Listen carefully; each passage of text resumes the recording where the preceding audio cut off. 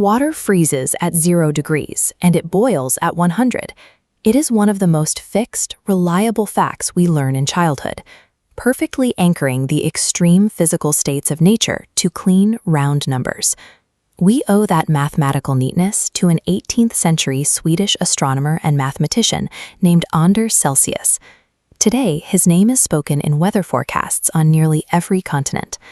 But if you were handed the actual physical instrument that Celsius presented to the scientific community in 1742, you wouldn't know how to read it.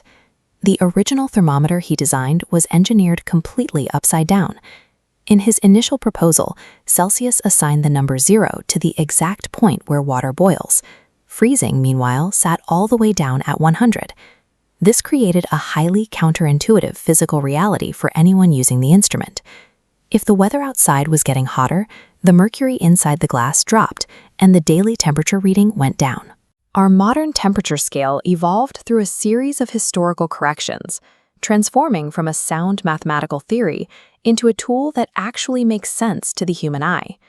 To understand how this backward system gained traction, we have to look at the Royal Swedish Academy of Sciences in 1742, the institution that first validated the invention. Celsius had a very specific practical reason for putting 0 at the top. During the brutal freezing winters in Sweden, temperatures drop well below the freezing point of water. By setting freezing at 100 and counting upward as it got colder, he completely eliminated the need to record negative numbers in his astronomical logbooks. Despite how strange it felt to read, the Academy accepted his logic. The inverted thermometer was officially adopted as the Swedish national standard. But Celsius would barely see his standard implemented. 2 years later, at the age of 42, he died of tuberculosis. Sweden now possessed a rigorously tested, officially sanctioned temperature scale, but the sole defender of its backwards logic was gone. The standard was vulnerable to revision. The task of further developing the thermometer fell to a close colleague of Celsius, the world-famous botanist Carl Linnaeus. Linnaeus recognized the precision of the instrument, but he hit a wall with the user experience. His main critique was that an inverted scale defied basic human intuition. Right after Celsius died, Linnaeus made a single decisive change.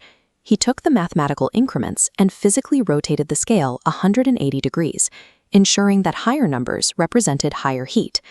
As a botanist, his argument was grounded in the physical world. He observed that as heat increases, plants grow taller.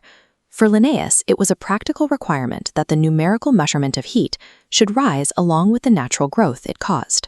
When the metric system went global, scientists standardized the Linnaeus configuration rather than the Celsius original. We attach Anders Celsius's name to the numbers, but the logic we use to interpret them belongs to Linnaeus. The survival of the scale relied on someone prioritizing everyday usability over the original inventor's specific personal needs. That flipped version of the scale remained the official global standard for over 200 years. But by 1954, the international scientific community realized that defining temperature based on a pot of boiling water wasn't precise enough for modern physics. To solve this, the metric system's governing body redefined Celsius. Looking at this side-by-side comparison, they tethered the everyday Celsius scale directly to the scientific Kelvin scale, an absolute measurement system that starts at the theoretical point where all molecular motion stops. Today, facilities like the National Institute of Standards and Technology in Colorado maintain this incredibly rigid standard. But anchoring Celsius to the absolute laws of physics created a mathematical side effect. Because the scale was strictly redefined by the mechanics of absolute 0, the boiling point of water was forced to budge. Officially, under modern metrics, water no longer freezes exactly at 0, and it doesn't boil exactly at 100. The official freezing point sits at 0.000089 degrees, and the boiling point is 99.9893 degrees. The instrument hanging outside your window is actually a hybrid of 3 different centuries. It borrows its 100-degree range from Anders Celsius, its upward-facing direction from Carl Linnaeus, and its strict numerical anchor from modern absolute physics. The standards we rely on today are the product of centuries of collaboration, constantly adjusting the numbers until the raw data of the physical world aligns with the logic of human observation.